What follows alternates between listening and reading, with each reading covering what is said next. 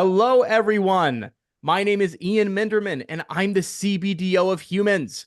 We are a pitching platform that helps fundable Web3 companies run fundraising campaigns. And welcome to the Human Startup Pitch Day. We called it Before Halving, as we're waiting for the Bitcoin halving event, which will happen next week. I am personally very excited for this event, as many others are. Anyway, today we're having a demo day where you can discover promising projects building on Bitcoin and explore new investment opportunities before everyone else does. Most of today's pitchers were introduced and brought by investors from various funds. UB Capital, Aquanow.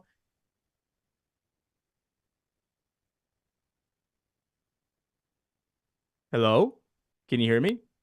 Yeah. Very well. Oh, I'm sorry. It's just that my screen froze. Anyway, so UB Capital, Aquanow, Chigum Capital, and Basics Capital. Let's see why investors believe in them. Let's take a look. So, anyway, I want to tell you about the Deal Flow channel. Before we jump into it, let me share our Deal Flow channel called Probably Nothing. It's a place where founders can pitch to multiple VCs and investors can discover future unicorns. Today's participants are also highlighted there, so don't miss their decks. You can scan the QR code or find the link section and join the channel right away. So look in the comments section. Look there, you will see the Probably Nothing channel. Join it. So, anyway, moving on here. I would like to start off by thanking our sponsor for this event, ChainGPT. So thank you so much for sponsoring the event, for allowing this to happen. Glad to be here. Hello, everyone. Thank you. Sorry, I keep freezing. I'm so sorry about that. There's something going on with my computer. Climate change. Are you mining?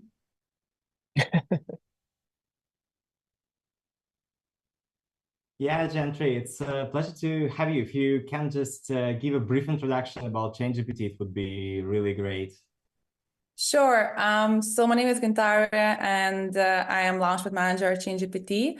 So ChainGPT is AI infrastructure. We provide different AI tools like chatbot, trading assistant, smart contract generator and auditor, NFT generator, and some different other tools. And one of our products that is under ChainGPT whole ecosystem is our Launchpad. So we help projects, to raise capital for their public round through our Launchpad. But we also have a incubation and acceleration programs, whereas we support projects with much more extensive support when it comes, from advising projects, tokenomics, building visual presence, marketing, and many other things, for the project to really succeed for the launch and maintain after the launch. So yes, thank you. Awesome. Yeah, it's a pleasure to have you. Just if you can share a few words about your expectations from this demo day, what startups you are looking for, it would be really helpful. Sure, I'm just interested to to learn more about this particular narrative and to understand where these projects are in terms of development. What's their vision for this narrative, and yeah, maybe some project that we could bring on our Launchpad. Amazing. Cool. So yeah, thanks so much for being here with us. And we also have here Sebastian, who is our co-host of this event today. So yeah, Sebastian, first of all, thank you so much for agreeing to co-host this event. And yeah, if you can give just a brief background, it would be awesome. Yeah, no, thanks for having me. I'm a big fan of what you guys are doing at Humans, and these are always really good, fun events to attend. So kind of cool to be co-hosting today. So thanks for the opportunity. So yeah, I work with Aquanow. We provide liquidity and trading infrastructure to financial service businesses who want to enable crypto on their platforms.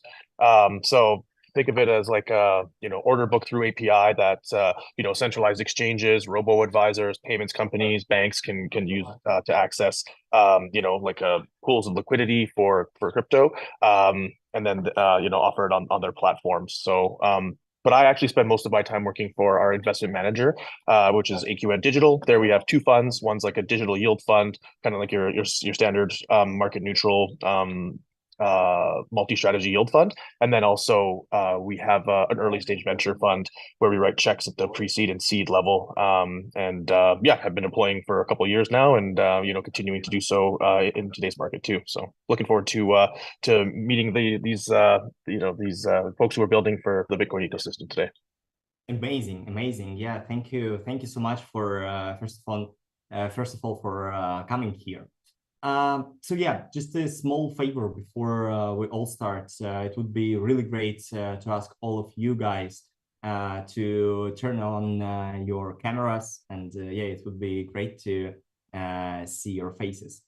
And yeah, just about the format, quick thing. First of all, we have maximum 5 minutes for the pitch, and 5 minutes for the feedback from our judges. Guys, during or after the pitch, you can show a raised hand emoji if you'd like to share any feedback or ask any questions. And yeah, we do love some tricky ones too. So yeah, don't hesitate to ask questions. And if you like the pitch, or and you don't maybe want to ask any questions, just show up a heart emoji to support our founders today.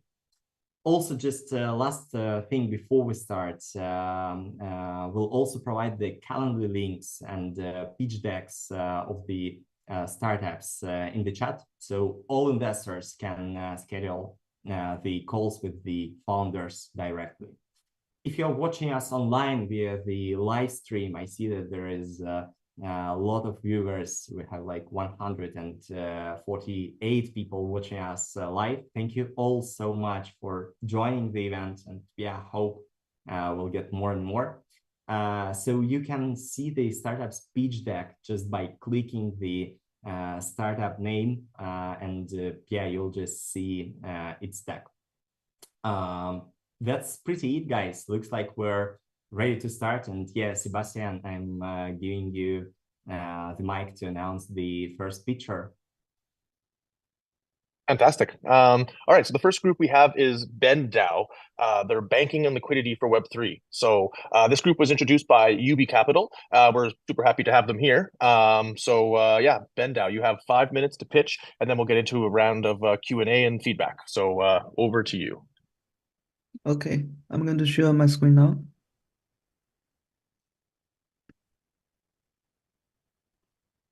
Yeah, can anyone see my screen? Yeah, I see it perfectly. Yep. Yeah. So I have a very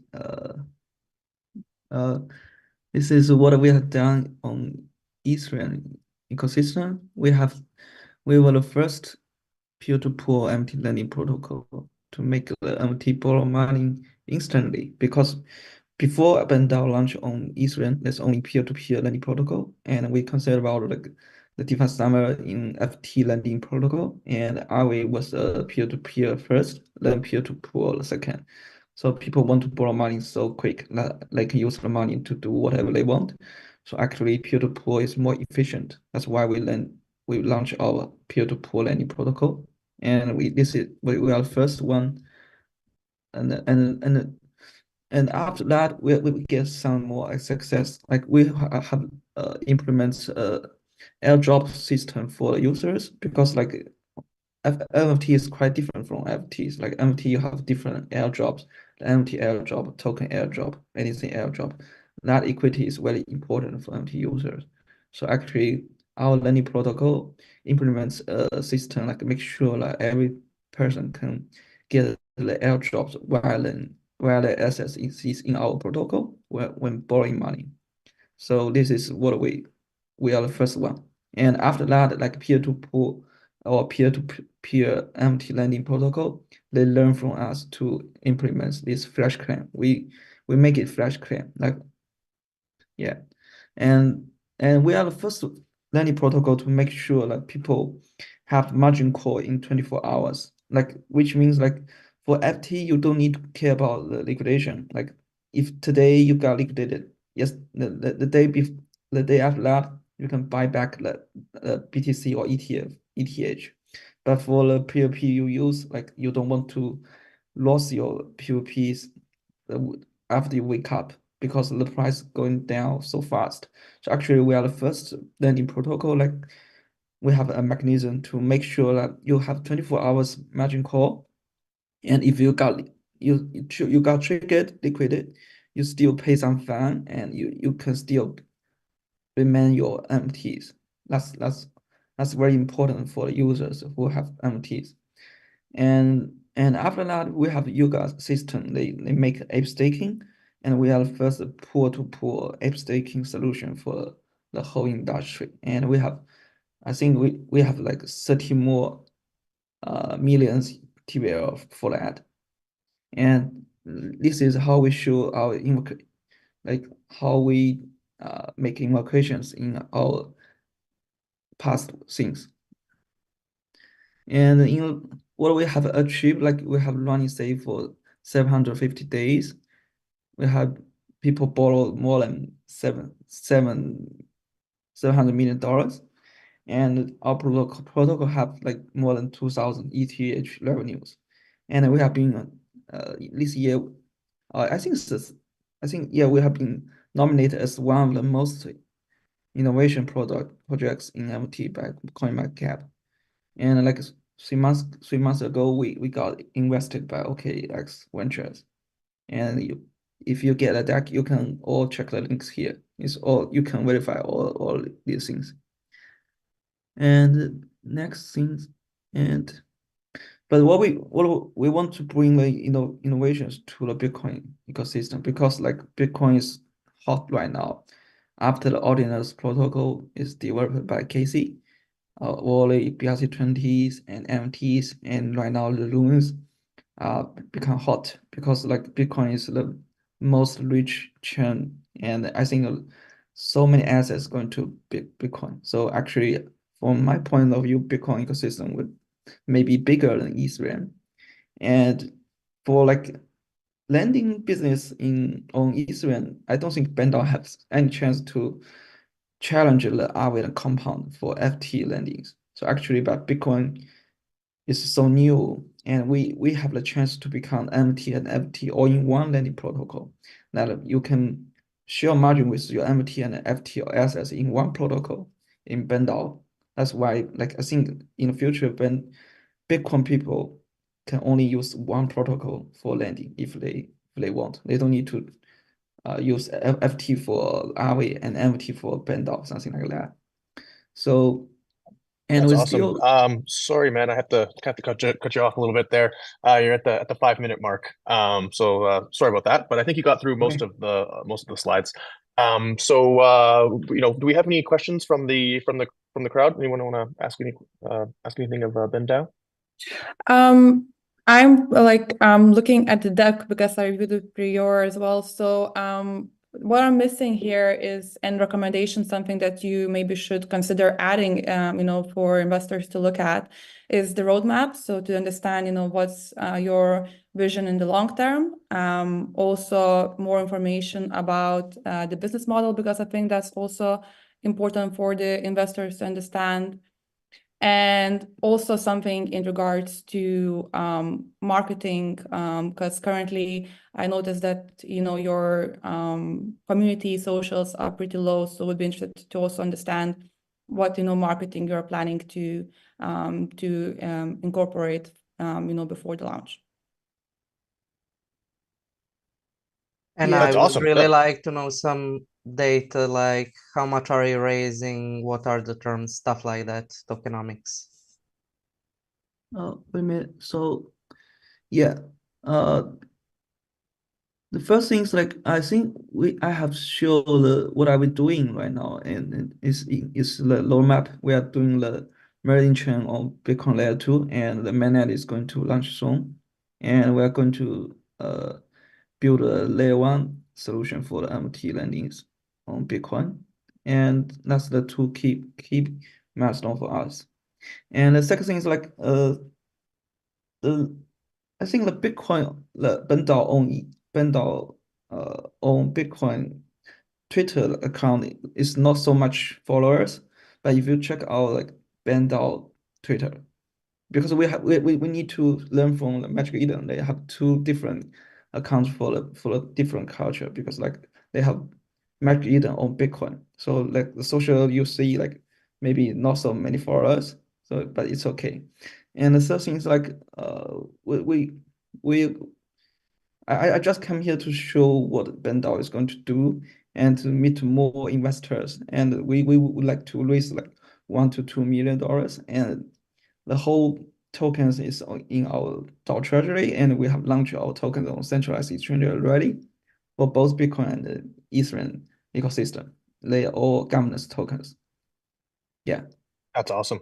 Thanks for that. It's a great intro to BendDAO, and folks, you can book a call. There's a link in the Zoom chat here, or of course the folks at Humans can sort you out on that one. So thanks. We'll keep it moving now. We'll switch to Covalt. They're building smart vaults and layer one Bitcoin assets. So actually, my colleague Sasha introduced this group to Humans, so that's awesome. And so we're happy to have you guys here, and turn the mic over to you for the pitch. Wonderful. Thanks so much. Really happy to be here. Also really just a big fan of BendDAO. I'd love to just say that. Big user, long-term user. All right. Anyway, my name is Eli Beckman. I am the founder of Covalt. Our programmatic smart vaults are built for layer one Bitcoin native assets. We're effectively removing the gap between advanced custody solutions and decentralized finance. We'll get into that a little bit deeper later in the presentation. Our smart vaults introduce programmatic treasuries that can manage all Bitcoin meta assets, everything from runes and ordinals, to BRC20, tap pipe, atomicals, etc. This is possible because of breakthroughs made by our embedded partner, Arch Network, who is bringing smart contract functionality to Bitcoin Layer 1. Bitcoin holders love the new meta assets evolving on-chain, as shown by the billions invested in the last year into ordinals and BRC20. Now, with all the excitement around runes, we're even seeing VC funds being created with an entire focus just on that protocol. The anticipation is wild. Meet Joe. He and his friends are passionate collectors and traders. They share info about the latest projects, whitelists, and airdrops. They want to split the cost between them to make a play into runestones together. The problem is they don't want to deal with the bridge or likely failed transactions, and also they need to make sure that they're lined up to get the runes airdrops. All the multi-sig solutions they can find only hold Bitcoin and don't support ordinals or BRC20. They need more versatile solution built for the evolving meta assets they love to trade. Solution is Covalt. We empower Joe and his friends to collectively raise funds and manage them in their smart vault together in a way that keeps them eligible for incoming airdrops, especially important when ordinals in their vault qualify them for a runes airdrop. Our killer roadmap feature, making this even better, is the prospect of using our vaults as collateral to be able to take a loan against the value of their items in their vault on platforms like Liquidium. When that rune airdrop comes in, the value of the vault would be adjusted automatically, increasing the value of their collateral vault. Bitcoin-based smart vaults are particularly well-suited and lucrative for many reasons. I'm going to go through a few of those now, namely advanced security. Smart vaults can provide more secure ways to manage and store digital assets. Features like multi-signature requirements, time-locked withdrawals, can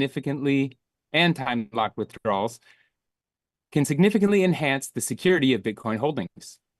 Smart vaults can empower estate planning. Vaults can be programmed for managing inheritance. For example, a smart vault can be set up to release funds to beneficiaries under certain conditions, such as the passage of a certain amount of time or the occurrence of specific events.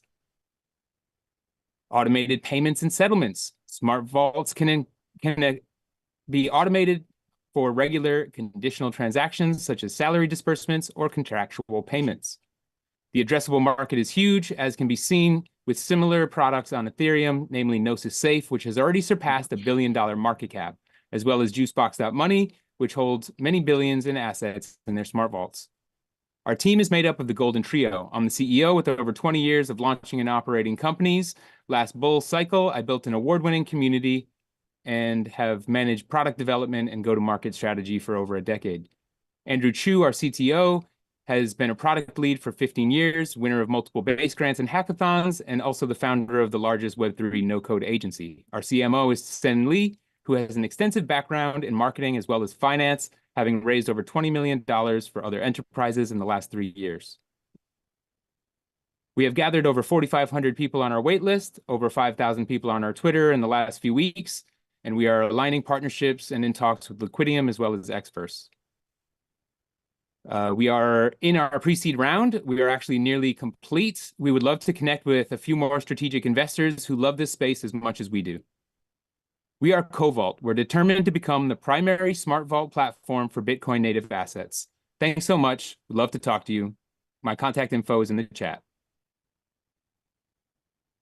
Eli, professional pitch. That was great. Right on time and everything too. That's fantastic.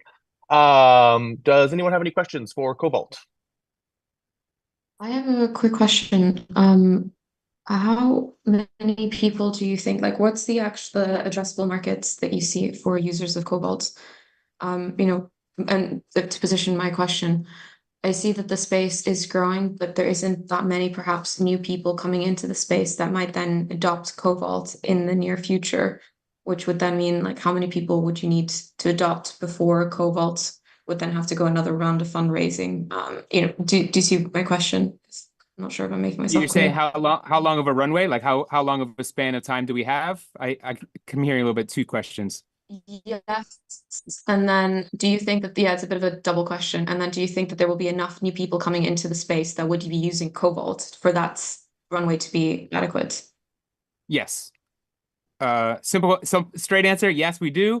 We're looking at go-to-market strategies to leverage a few different use cases. And we expect, because of, first of all, we see a lot of new people coming in, especially from other regions in the world. In Asia, it seems like many new users. Also, there's so many people that are, maybe if they're not new users, they're holders of Bitcoin, maybe even long-term holders, but they haven't been active in the ecosystem because they haven't maybe had certain access or with this new information, as well as new opportunities that are evolving. I think we're going to be seeing a lot more activity happening with the liquidity that's already within Bitcoin.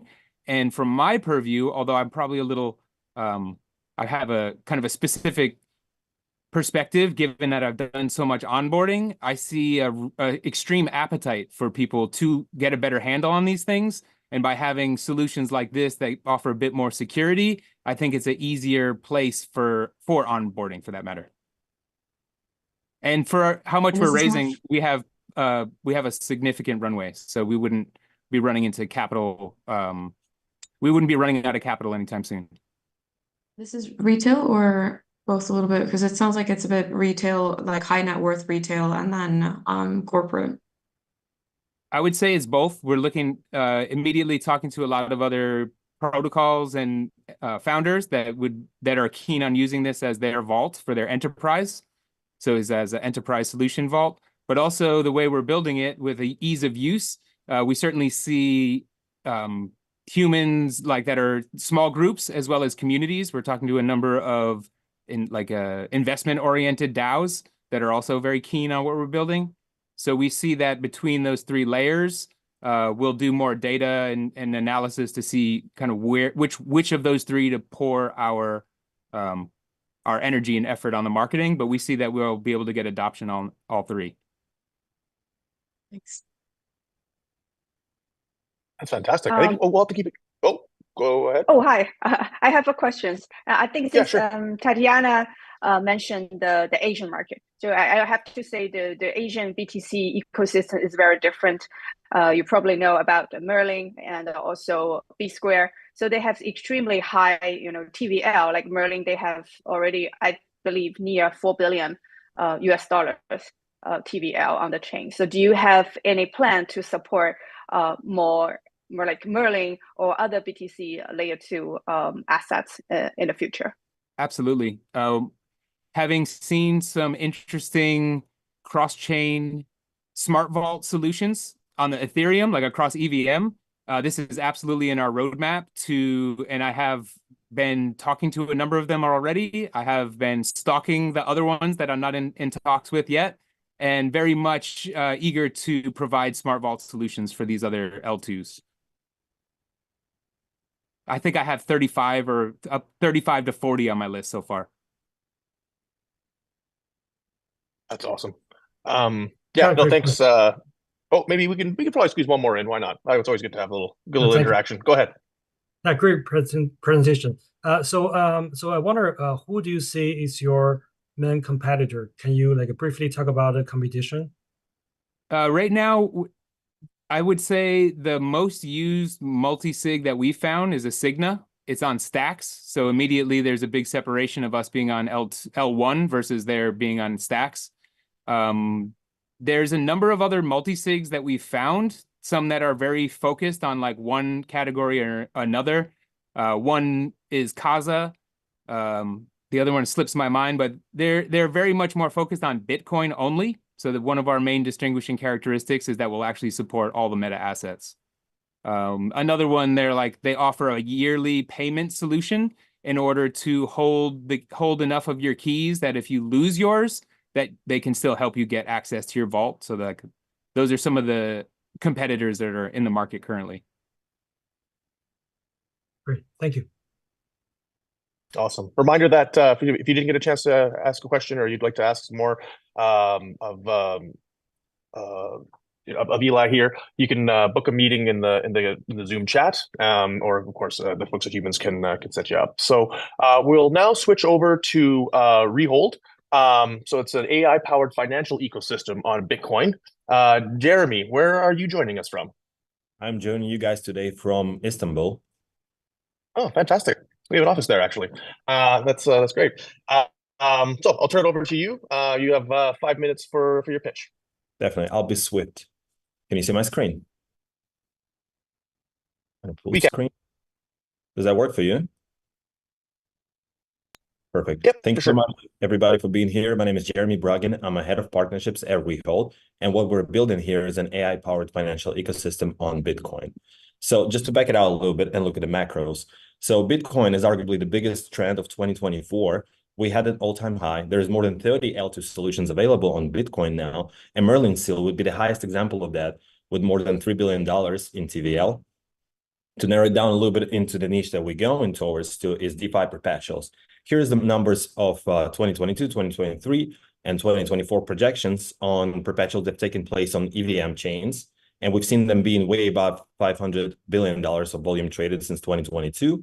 And we see this number crossing $1.5 trillion this year. And then if we look specifically onto Bitcoin L2 based perpetual DEXs, we foresee a $61 billion a year opportunity. And arguably there is no perpetual DEXs built on Bitcoin L2s as of now. Why? Because there are so many chains. So if we look at the first mover advantage that we plan on to capitalize on here is GMX, PancakeSwap, and DYDX are one of the prime examples of launching first on a particular chain and keeping very, very big portion of the market share to themselves. Why? Because it's way easier to come in from the gate and have all of the volumes available there and then basically sustain that other than going up against the giants. And this is our plan to be the first on one of the Bitcoin L2s that we are in the discussions right now. As for the ecosystem, we're not new product. We've been in the space since Q1 2023. The company is called Rehold.io. You can check us out. And our flagship product has been focused on a derivative that comes from Uniswap v3, basically concentrated liquidity market making in the form of a dual investment, which we have had 132,000 of in a bit over a year, which have amounted to more than $280 million of traded volume across 10,000 active users. And also we had 20,000 swaps that took place in I think about 5 to 6 months since we launched them. As for what's to come, perpetual DEX on Bitcoin L2s is going to be a big part of our ecosystem. We're going to offer high leverage. We're going to be introducing an AI assistant that's going to be basically a co-pilot to the trading experience that will further enhance the way that people interact with the DEX, giving them signals, giving them a little bit of market analysis, and showing them the news that are happening in the space. Of course, this will be all supporting Bitcoin L2s, and our duals, the flagship product, will be coming onto the Bitcoin L2s as well, and it's going to be available across 250 trading pairs that we have right now. and we do offer quite a high APY there and 2 staking methods, 12 and 24 hours. We also have swaps and on-ramp as part of the ecosystem. On-ramps powered by MoonPay, and they all support 9 chains. As for our go-to-market efforts, we have introduced Ready Points last days of February, and we have had 367,000 participants claiming those points, and we right now have averaging about 40,000 users claiming those points daily. As for the traction, in March 2024, just this month, we had 4.5 million impressions on CoinMarketCap. We don't have a token yet, but we do have a page that we utilize for social media announcements. We had 500,000 in-app visitors, which is extremely great. March was an all-time high month for us since we launched, and 550,000 Google search results. Our social media blew up, and it keeps growing. And on the partner side, we have been doing quite a fair amount of campaigns, doing Twitter Spaces, and we have received several grants from our partner network. As for the team of 8 people, executive team would be the co-founders Rinat Gafarov and Michael Semin. Both have worked at uHodler previously, which is one of the largest centralized exchanges coming from Switzerland. They've built a full suite of products in there, like lending, borrowing, perpetuals, etc. And me, myself, Jeremy Bruggen, I've already presented myself, head of partnerships, been in the space for about 2 years now, and been doing global business relations outside of crypto for more than 8 years. Here's some of the highlights of our partnerships that we have built at Rehold. Been working closely with Arbitrum, Avalanche, everybody. And yeah, as far it goes for the go-to-market partners, we're actually launching a community building campaign with CoinStats next week. And they have about 200,000 monthly active users. And we've seen good potential in doing more work with them. As for the roadmap, just to touch on the high-level points, product perpetual DEX is coming on Bitcoin L2s in May this year, testnet and mainnet. In July, we're planning to do our TGE and an airdrop in August this year. As for the tokenomics, so for the utility, we have staking or 30% share of protocols, revenue fee rebates on swaps and perp DEXs, extra APY on duals, our flagship product, and governance and DAO. As for our ask and funding rounds, so we have seed reserved right now. We're waiting on a DD from a very big name that we would like to not share yet, but private is available at 15 million FDV, raising 1.5 million. We have a few checks already signed on that round. However, one thing to clarify, we're not raising to survive, we're raising to thrive. The company has been cash flow positive since April last year, and yeah, we don't see that stopping. So basically, we're looking for good partners to come on board into our private round and basically allocate those resources mostly to the go-to-market efforts. Everybody knows that it's quite an investment. However, when done right, it benefits everybody who's on board. Thank you so much for your time building AI-powered financial ecosystem on Bitcoin as part of Rehold team.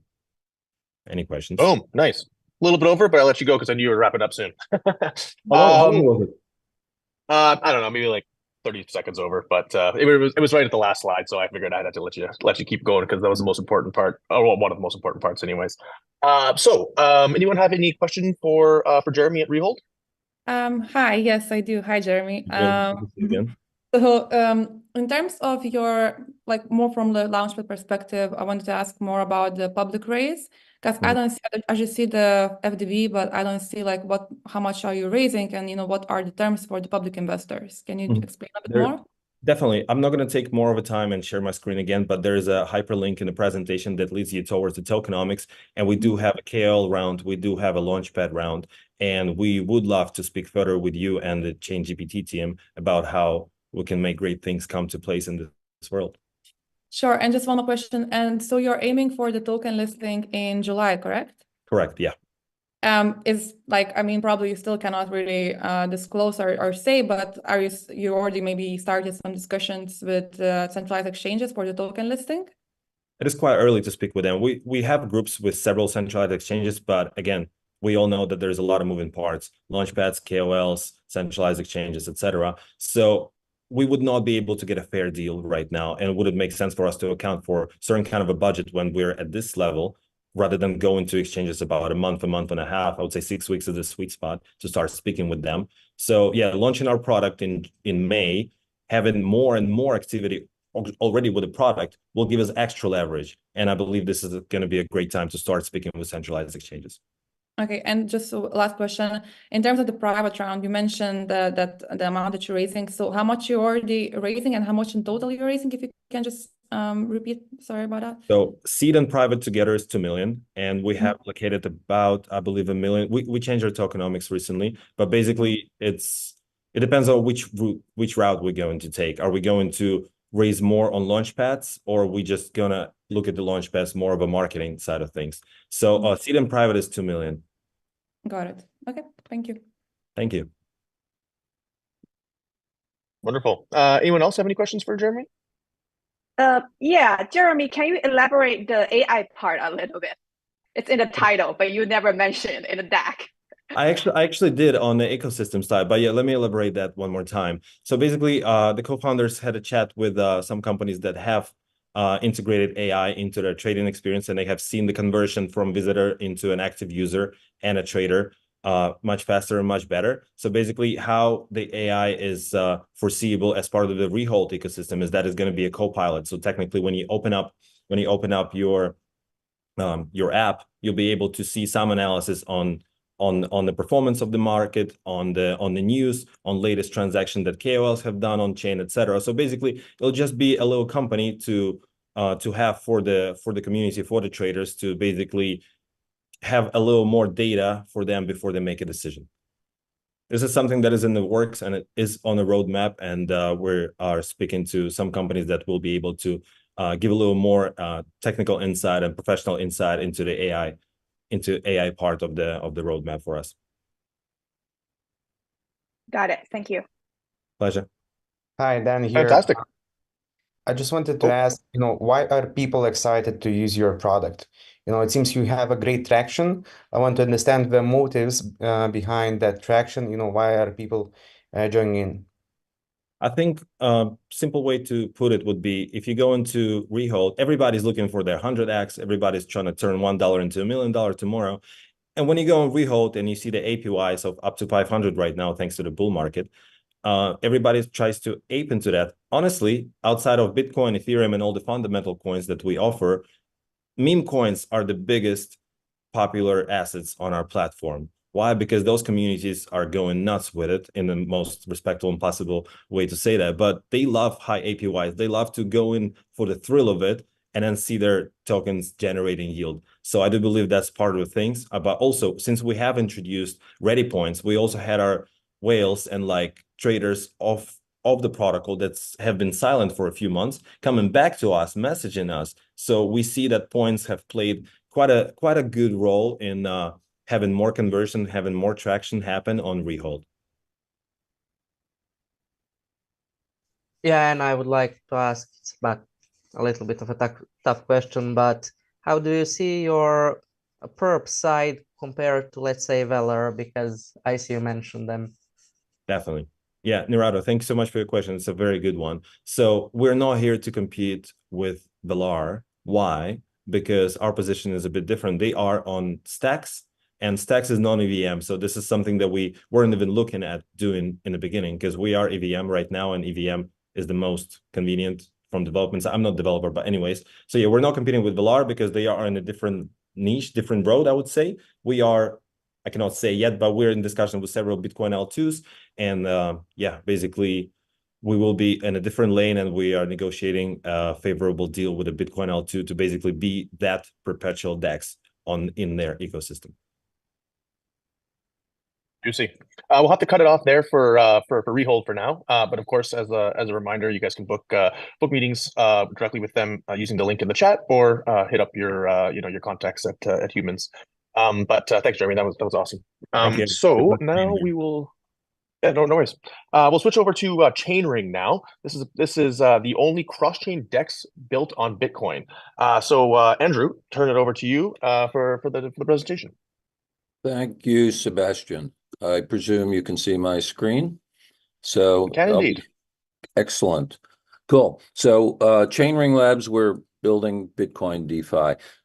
Probably as everybody's aware on this call anyway, with the advent of the BitVM protocol, we're likely in the near term to have trust minimized or trustless, depending upon how you want to define that, rollups right on top of Bitcoin. And if that's the case, you know, I think it's safe to say that you're going to have a lot of DeFi and a lot of dApps on Bitcoin as well, for the simple fact that everybody knows there's $1.3 trillion of collateral there that's basically being unused. And if you do have a trust minimized or trustless bridge to an L2 where things can be done, yield earned, et cetera, I think you're going to have quite a bit of activity. I think there's a decent chance as well that the sort of activity that you're going to have is going to really stun people as far as the quantity is concerned, even versus some of the existing DeFi applications. And so what we're doing is, in the first instance, we're creating what I'll describe as almost new category of performant DEX. It is a cross-chain DEX on Bitcoin. I think the things that people care about, users care about in a DEX, are speed, access, and ease of use.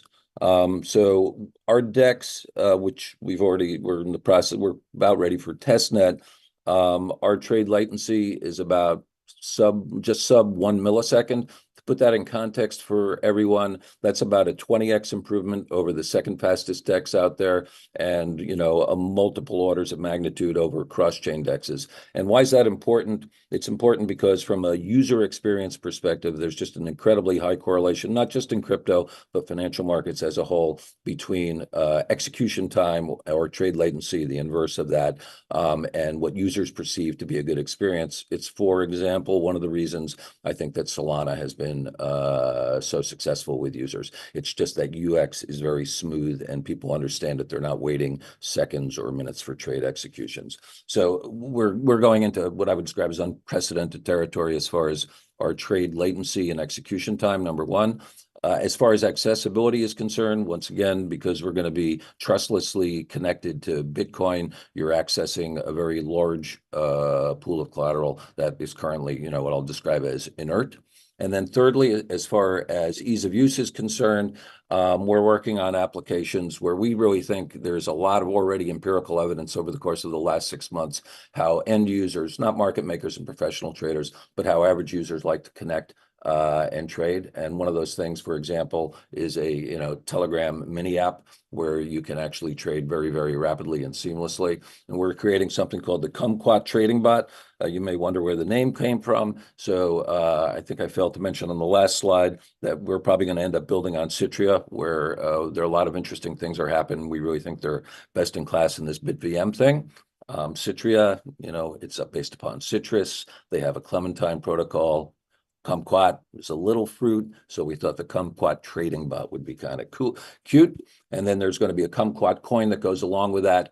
And the initial integrations for the Kumquat coin will be Chainring itself and the Kumquat bot. 100% of the fees from those entities will be used to purchase Kumquat, and then some portion of them, 20%, will be used to burn it. Roadmap. I think that most people who are operating in BitVM, without getting into a lot of detail, the dApp producers are not going to be the tall pole in the tent. The tall pole in the tent for anybody investing in this space is actually going to be the Bitcoin L2s, because that technology still has a little way to go before it's ready for prime time. I'm just going to mention a couple of other things. Excuse me, I want to go back. My partners and I have actually pretty much, I would describe us as pretty heavy duty market structure experts. As much as 2 decades ago, we created and released what's probably the most powerful AMM that's ever been commercially deployed, a company called Longitude. We later sold to Goldman, and it's owned and operated by NASDAQ. So this is really our wheelhouse. We also have ongoing conversations with all the Bitcoin VM L2s, guys like Chainlink and Axelar, because we're going cross-chain. We're going to be using that. We're getting an official sponsorship from one of those guys, and market makers. And that's maybe the last thing I'll point out. We're going to be doing a round of $1.5 million. It's, you know, seed, pre-seed, depending upon how you want to look at it. We have interest from several of the big market makers right now. I think they're kind of perfect investors for us, to the extent that they will also, if they invest, provide us with liquidity on the DEX, which is obviously critical, as well as market making in our token. So we're ongoing conversations with those guys. and I'm hoping maybe by the end of the month to have something wrapped up on that. And we're very interested and open to conversations with anyone else who might be interested in the project, which of course I find super interesting. And that is it. Thank you very much. Another one right on time. That's fantastic. Thanks, Andrew. Thank you. Anyone have any questions for Chainring? Just to understand, so currently you haven't onboarded any investors, and the first to be onboarded might be the market maker that you just referred to, correct? That's correct. We're just bootstrapping it right now. Okay. And of like the partners that you mentioned, Chainlink, etc., is this like official partnership, or just like you're using for their technology? I expect we'll be announcing an official partnership with them. They've asked us to apply to join the build program there. Understood. Thank you. My pleasure. Thank you. Anyone else? Hi, Andrew. Tatiana here. I was wondering, what is your thoughts on incumbents coming into the space, especially with with your expertise and background, and presumably the platform Chainring actually being used? Yeah. So, I mean, I think, it's obviously something that we think about. And I think there are a couple of things that give us confidence that we will at least carve out some substantial portion of the marketplace.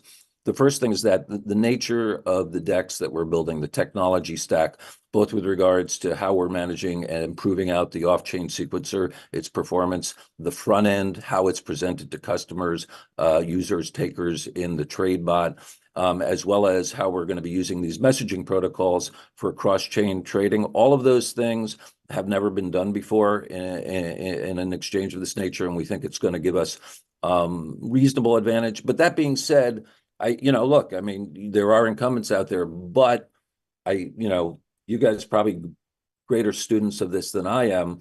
But my experience, and one of the reasons we're building it where we're building it, is that aside from like the Bitcoin play as a whole, is that when new ecosystems arise, generally speaking, incumbents haven't been the best at adapting to them, and the community has been more interested in supporting the local heroes, as it were. And so, between all of that, are we going to be the next Uniswap? Maybe, maybe not, but I feel like we could probably carve out some significant market share.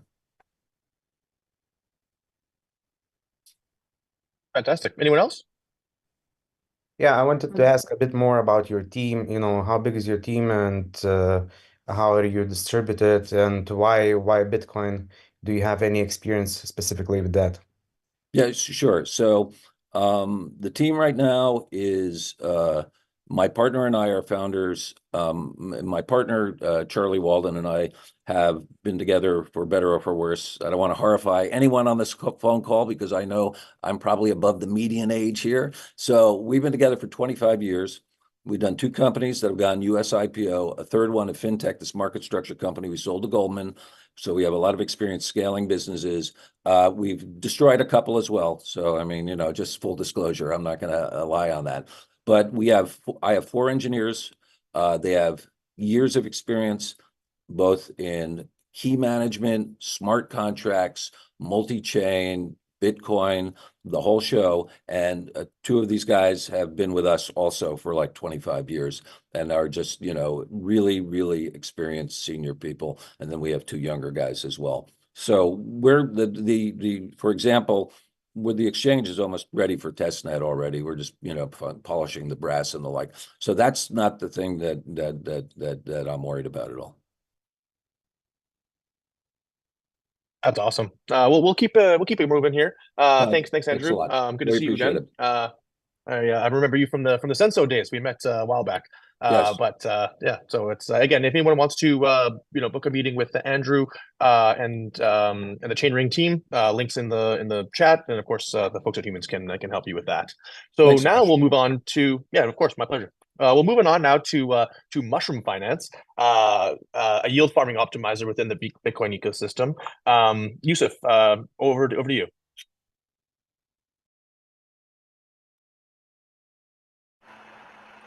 Hello, everyone. Can you hear me? Yep.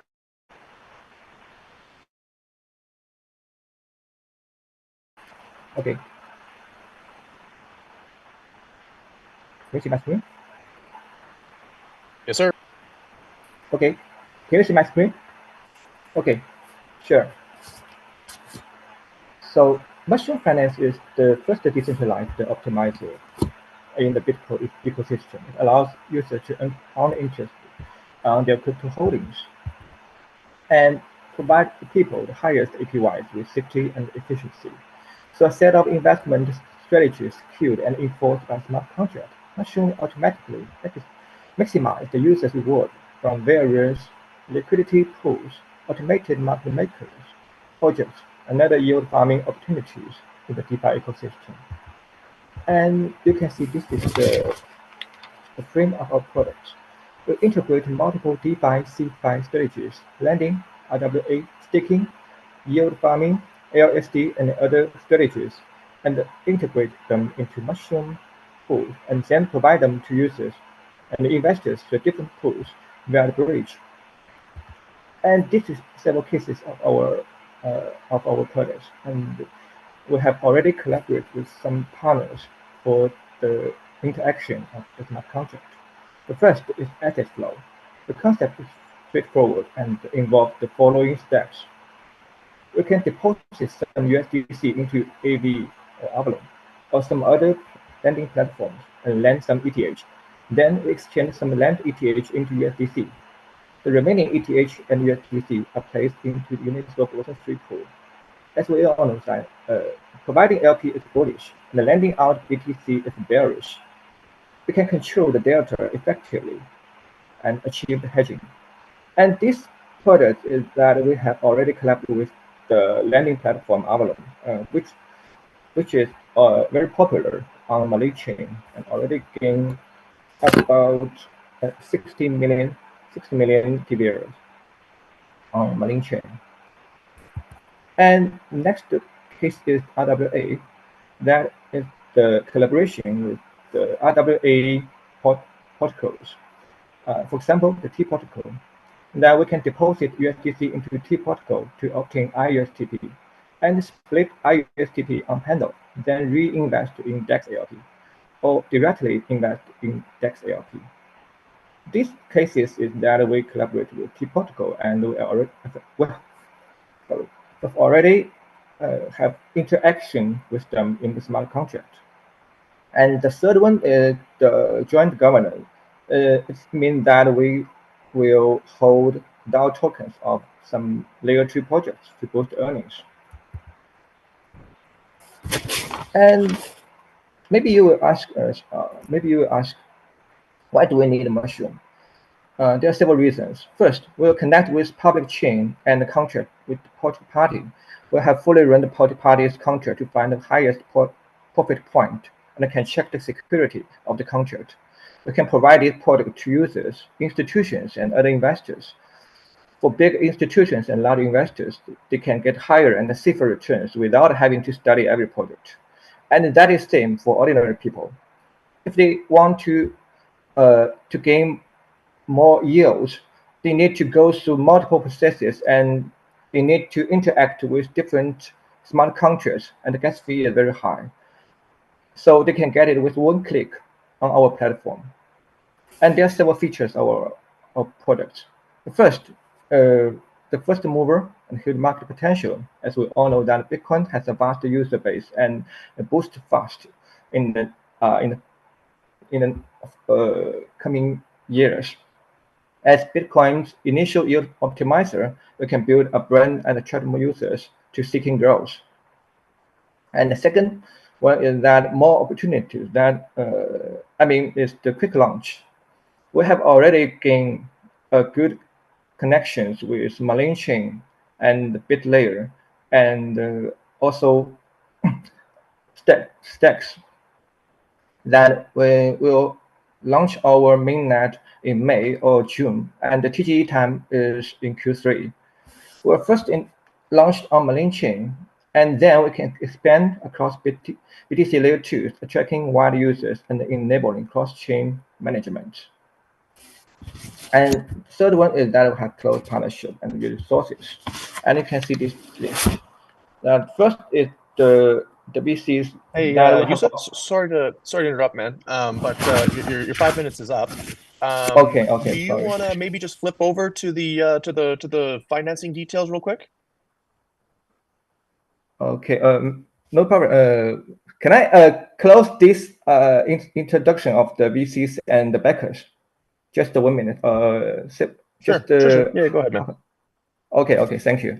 You can see that DCG, Ironstone, Hailstone, Spark, Web3 they take the seed round, and our seed round has already closed. And then we're now in the private round, and Basics Capital have interest in joining our private round, and I have talked about with other ventures such as Master Ventures, Satoshi Labs, Summer Capital, Gate.io's, and some other ventures. And we have good connection with layer 2 such as BitLayer, Malin Chain, BVM, and other layer 2s. And we have good connections with the projects such as Avalon T Protocol and Bitmailing and some other projects. We have already interacted with them in the smart contract and also on the tech side. Okay, thank you. Fantastic. Yeah, thanks for providing that extra detail and wrapping up quickly. Anyone have any questions for Yusuf? Yes, I wanted to ask about the project evaluation at different round stages because I didn't see that information. Okay, it's time limit, so I didn't describe it. So the seed round, we have already raised 0.5 million. It is 500,000 USDT, and the FDV is 10 million. And the private round is we'd like to raise $2 million, and the FDV is 25 million. Got it. Thank you. Thank you. Anyone else? Maybe I'll just ask one then. I got a question for you. So, with respect to the strategies that you're deploying there, will token holders have a vote on what strategies that Mushroom will focus on? Is there some sort of decentralization planned with respect to how you plan to generate the yield? You mean the audience or the holders of our products, right? Sorry, do you mean the holders of our products? Right? I mean, if I own Mushroom tokens, how does it seems like at this point, the decision on how to allocate capital to generate the yield is a centralized decision, which maybe makes sense if you're good at it. This is fine, but is there a plan to decentralize that or have people vote on how what strategies to focus on or that? Okay, there's several plans, and that's some functions of our token that that we will provide different pools and strategies for the users. Then, if they want to join in the decision of the pools, they need to hold the tokens, and there will be a DAO. Some people, sorry, that is that. After the open governance mechanisms, holding Mushroom tokens allows participation in voting for dividend pool allocation ratios and dividend distribution decisions and some other decisions. So there will be abundant strategies for users. But if they want to join in several specific strategies, they need to hold tokens and they join in the voting. Gotcha. Okay, cool. That's what I figured would be the case. That makes sense. That's awesome. Thanks, Yusuf. Reminder to anyone who wants to book a meeting with Mushroom, link is in the chat. Or of course you could reach out to your representative of humans as well. So we'll keep things moving. We'll move to BRC 1337, an open decentralized identity protocol for Bitcoin Socialverse. Are you guys around? Hey guys, can you hear me? Yes, indeed. Awesome. Okay, so yeah, mic's over to you, and you've got 5 minutes. Thanks. Okay, thank you. I'm going to share my screen. Wait a moment.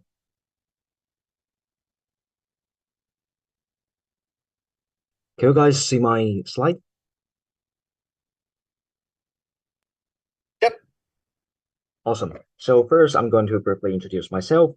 My name is Sai. I'm the co-founder of BRC137, and our team have been devoted in decentralized identity space for around 3 years. Previously, we have developed Communities ID, which is a decentralized identity as a service protocol on EVM networks. And right now, we extended our services to Bitcoin, and we developed BRC137. So I'm very glad to introduce our protocol, and BRC137 is actually an open DID protocol with composability features. And this design is specially for supporting Bitcoin social works. And one major feature of BRC137 is that the DID structure consists of two different tokens. Not like Ethereum name services, the ENS, you only have one type of DID, which is ended maybe in .eth, like slime.eth. But in BRC137, we separate the part before the dot and after the dot. We have sawdust, the part before the dot, which stands for individuals or retail users. And we have inscription books, which represent top-level domain, and the part after the dot. And this part symbolizes projects and communities. And beyond these two fundamental types, we also have a Genesis rock on top of sawdust and inscription books, which works like sequencer for layer 2. And by performing BRC137 related transactions via this Genesis rock, we could significantly reduce the fee by more than 90%. And the combination of these three assets allow BRC137 to become a DID protocol which has composability, deflation features, and also very suitable for mass adoption. And due to time reason, I'm not going into details of these three tokens. If you are interested in this part, please feel free to reach us. And this design do have some advantages. So at the beginning, sawdust prefix and inscription book suffix are unnamed fungible token, which means they have high liquidity. And once domain prefix or suffix are inscribed with a name, they will become non-fungible token. So this concept is originated from semi-fungible token standard from EVM, from Ethereum. And in this way, we could provide greater liquidity and also deflation features to DID compared to conventional protocols. And this diagram shows how the composability part works. And based on BRC137, if a user would like to have a domain name like satoshi.audi, then several steps are required. First, Alice, as a retail user, she needs to mint a sawdust token and inscribe Satoshi on her sawdust. Furthermore, Alice needs to find if .audi, this community, is available on the market. And luckily, Bob has already got an inscription book and inscribed .audi on his NFT. And finally, Alice could pay a certain amount of royalty to Bob in order to bind her Satoshi prefix to .audi. So in this way, Alice can have a domain name like satoshi.audi. And more interestingly, this transaction could be performed multiple times, which means you can use only one prefix like Satoshi to build your social graph and social networks on Bitcoin natively. And you do not need to mint multiple domain names like what we have now on EVM networks. Like you may have slime.eth, slime.bnb on Binance Smart Chain, and slime.arb on Arbitrum. So that's how BRC137 protocol works. And we have already got investment from Basics Capital, Gate.io, DFG, and also G Square. Before BRC137, our team had been devoted in developing the ID decentralized identity ecosystem on EVM networks. And we have built partnership with more than 70 leading crypto projects and communities. And here is a very brief roadmap. We finished the structure of these three tokens in the first quarter, and we aim to develop indexer, realtor, and also the ID marketplaces for our protocol in Q2. And finally, we want to become an Omni DID protocol on Bitcoin in Q3. And as for the fundraising status, we have successfully closed a 1.2 million seed round with a valuation of $15 million. And right now, we're currently in our private round. The valuation is $25 million, and we're going to raise 10%, $2.5 million. And here is our tokenomics. So if you are interested in investing your protocol, please contact me via Telegram or book a meeting via the calendar, and I will share a detailed tokenomics and also including a vesting table. So that's all I want to share in this slide. I'm very glad to introduce BRC Web 7. And if you have any questions, I'm also very glad to discuss with you guys. Hi there. I have a question in regards to the token launch. So what are the current plans for the token listing? And also maybe you can comment on the public round. What are you planning to do? Whether you're planning to go through the launch pads and what sort of maybe exchanges you have in mind for the token listing and the approximate date for it. Okay, thank you for questions. So for the token generation event, we're going to schedule TGE around Q3. And right now we have already been committed to some IDO platforms, and all of our public round will be listed on, will be allocated via IDO. And also, as we are invested by Gate.io, so our token will be listed on Gate as well. May I ask which launchpads you have already were able to secure, or this is like something that you cannot disclose? Okay, great. So we are collaborating with Pruzy Finance and Engine Startup. Got it. Thank you.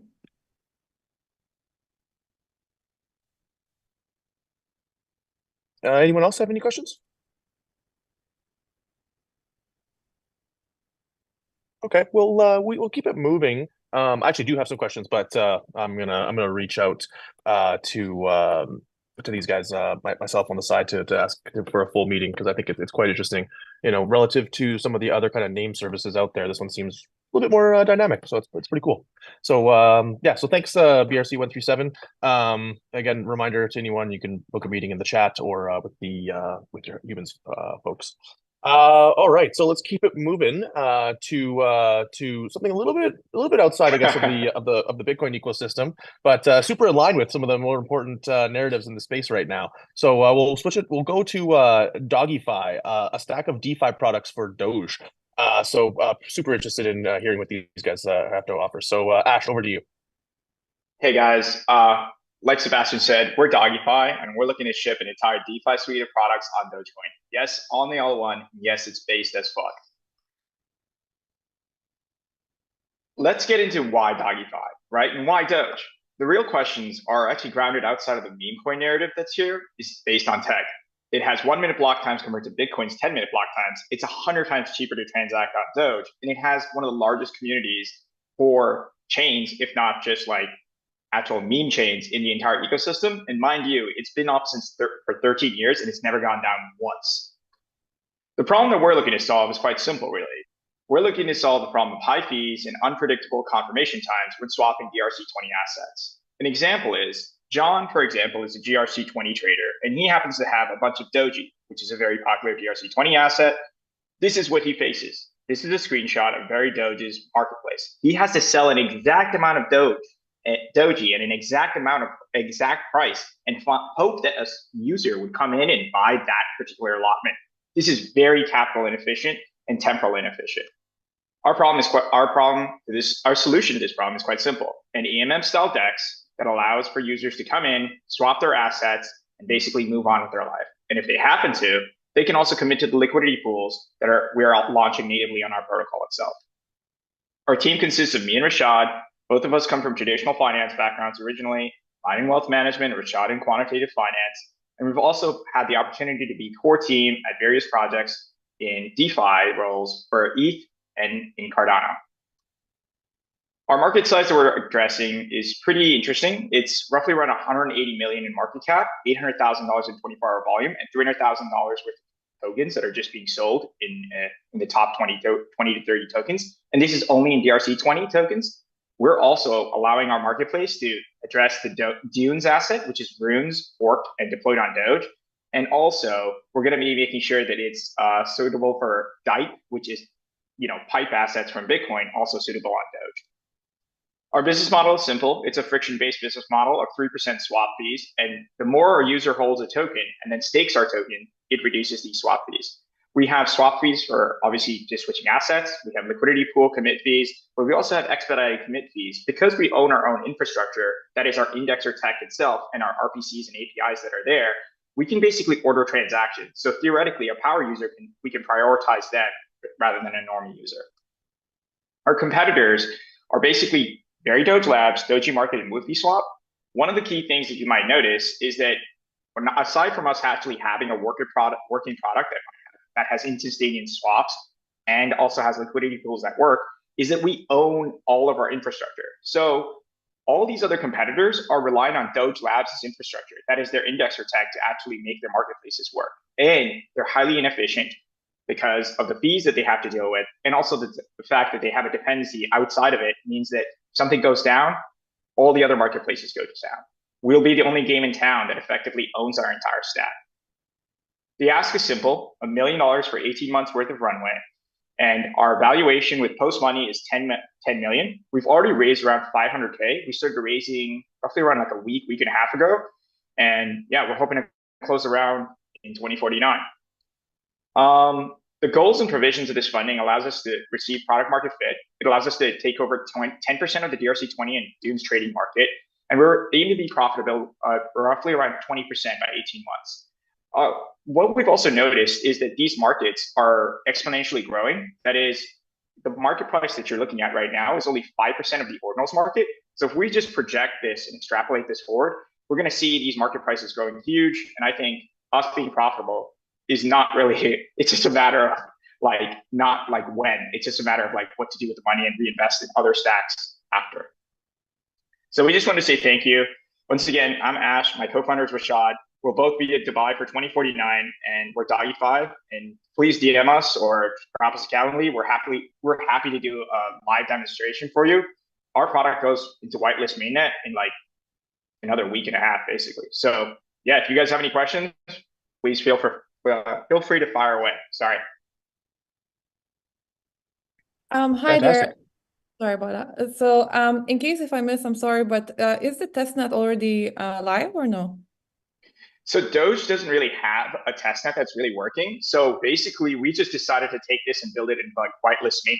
So like when I demo the product for you, it's literally live. So our whitelist mainnet, we have 3,000 plus signups that are already on it. You can, DM us, and then basically you can come on and we'll approve you. You can test it live, the swaps, the liquidity pools, everything. Understood.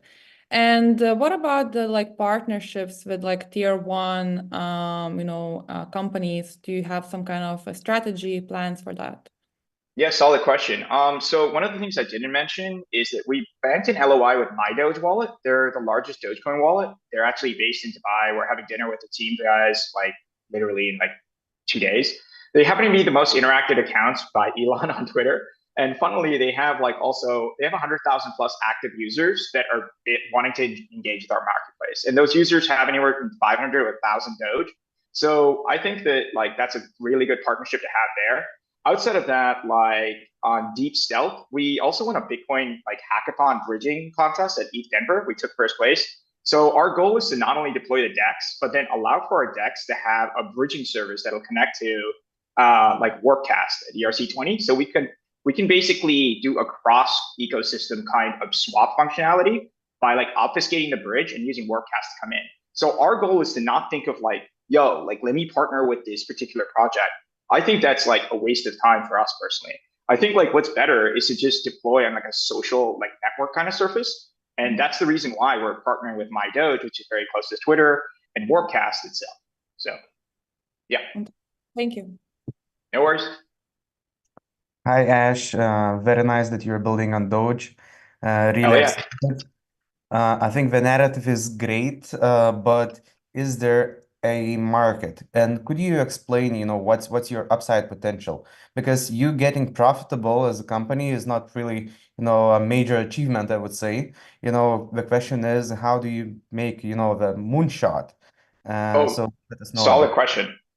Yeah, great question. So a couple of things to consider here. So our thesis is quite simple, and I think this might rub a few people the wrong way, but Albert, who's in the call over here, he was the founder of the incubator that I was at earlier. He was like, dude, be based as fuck and blow the fucking shit up. And that's exactly what we're planning on doing, right? Our thesis is very simple. We think all the retail action that's on Bitcoin is full of shit. It's never going to last once Bitcoin hits like 250K. It's never going to be there. So that means it goes to the L2s theoretically. And there are a lot of like assumptions that need to be made to make it work there.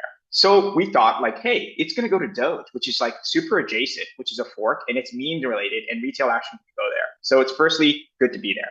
So if we're trading at $180 million market cap right now, within a month in ETH Denver, for example, it was 120 before we went to ETH Denver. On the day of ETH Denver, it went up to 180, then to 220 at the end, and then closed back down to 180. I think that the market's going to grow huge. Like there's no doubt that this is going to take over because the tech stack is just way easily more workable. And here's the other thing that we're going to allow for this to like really flourish into an ecosystem. We're going to give away our stack. So one of the dick moves that a lot of these other players do on Bitcoin and like a lot of these like Doge places is that they build a tech stack that's like purposefully obfuscated in a way that like if you were to try and read it, like you can't replicate it. Like the indexers sometimes don't work. The documentation is terrible. It makes the graphs documentation look like it's written by like a genius. You know, that being said, like what we're going to do is we're going to deploy our DEX, and then we're going to deploy our Borland. And then after that, we're just going to give away the stack. We're going to document everything and then just give it so that any founder can come in and build anything. So I think that's the real moonshot opportunity here. Not only are we wanting to build like Uniswap and Aave, we're willing to give away our stack so that like we understand that people can build balancers and Bancors and build all these kinds of different kind of interpretations that allow for an ecosystem to be formed here. So yeah. Thank you. No worries. I love it. Ash, we're gonna have to connect in Dubai. That sounds fantastic. All right, so we'll keep it moving. We're almost at time here, so that actually things are aligning quite nicely in terms of time budget here. So last but not least, we have LIGO. It's a high-performance Bitcoin layer 2 with an active global community. So finishing with infrastructure here today. So this is awesome. We'll turn it over to the LIGO folks.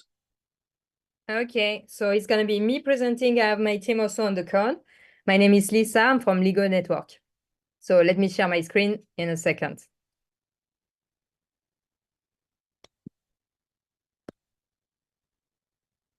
All right. Can you see my screen and hear me well? Yeah, just double check. We don't see you So, right now. I think I I love it. You're working while you're presenting. While you're presenting. We got an IDE up there right now. Start video. Okay. You see me now. So, okay, I'm Lisa. I'm the CEO of Lio Network, a high-performance Bitcoin layer 2. So Lio is already a listed token with a 20 million market cap and more than 50,000 holders already. Then it's growing every day. But we are not just speculative assets. We are building something great, which is our layer 2. That is the most scalable and secure so far, layer 2 in the space. So we are achieving 30,000 transactions per second. And we have an innovative consensus that offers more security and decentralization. Our layer 2 is also fully programmable with the language Lua and compatible with other mainstream languages like Python, Java, and Kotlin. So this is our consensus, innovative consensus that offers us a fully decentralized architecture. There you have the tourists, which will stake their assets on our pool to gain reward. And then you will become a citizen, which is an on-chain mining pool with full node service. The citizen gains weight through asset voting and rewarded every block generated. Then we have the role of a senator. We have 15 senators on our architecture that manages the assets and the MPC wallet fragmented key between them. They're paying a large amount of legal financial stake to ensure the integrity of the system. We are partnering with SignoUp, which is a renowned listed partner. They are helping us managing the assets to offer to the people who are staking their Bitcoin and BRC20 up to 80% reward in IGO token. They are also doing virtual asset custody and private key fragmentation. We are looking at a market opportunity up to 5 billion. Let's say if we are taking just 0.5% of the Bitcoin sleeping assets that were stacked in our pool and 10% of the BRC20 and just 0.1% of EVM assets will be EVM compatible by the end of the year. We're looking at a 4.58 billion opportunity.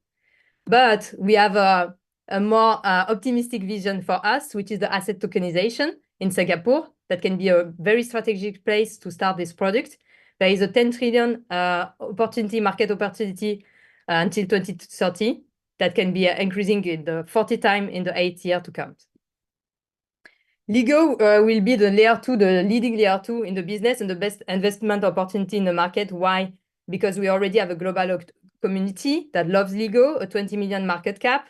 Our mainnet is just launching on Monday. It has been fully tested by the community. They love it. It's fast, it's secure, it's working very well. We have a diverse and international team with people based in China, Singapore, Dubai, and myself French, just showing that we are aiming for a global reach. We are backed already by VC, such as Sinohop, which is our partner, but also investor, Waterdrip Capital, which is a Web3 VC based in Hong Kong. Just to have a look in our team, we have Dr. Vincent that works at the National University of Singapore in the blockchain lab, which is the #1 R&D research in the world, this university. And he also won the ETH Global Competition twice as a champion. We have Simon Zhu, our CTO, with more than 10 years experience in R&D in blockchain technology. Our founder, ex-HP manager and startup founder. Myself, previous startup founder in the Web3 space. I had a successful AI fintech startup and also managed team at the international level. And Vincent Yu, who can help us building strong partnership in the Web3 ecosystem. We are here. We are actually at the moment raising for our IDO through private sale that we are almost about to close, 7 million. And we are launching, as I said, our mainnet on Monday. And we are aiming at the end of the year releasing EVM compatibility. And I will allocate through our IEO raising money to the asset tokenization, which is going to be a big part of our business in the future. So as I said, yeah, we are raising here the 7 million. And a lot of this money will go for marketing initiative, which is very important for us to manage this global initiative. We want people to know us and also build a robust developer community, which help us, we want to have more than 10,000 dApps at the end of the year, just to give you an idea. Collaborate with the University of Singapore to build hackathons, but also on Doro Hack, have hackathons, developer meetup, and building a very attractive ecosystem around building on Lio Network, which is the fastest layer 2 in the space right now.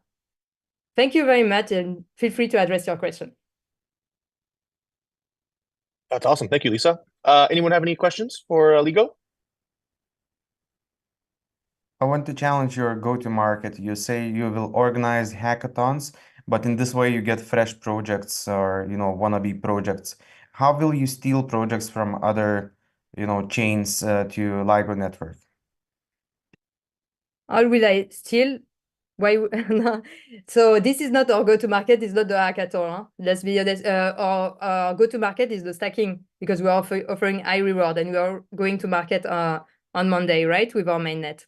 And we want in the future to have a lot of that built. How we will steal project just because we allocate a lot of incentives and the type to our user to build on Ligo, right? We want to reward them and make it attractive, build strong partnership. Yeah. Sorry, it's 1 a.m. in Singapore. It's very late.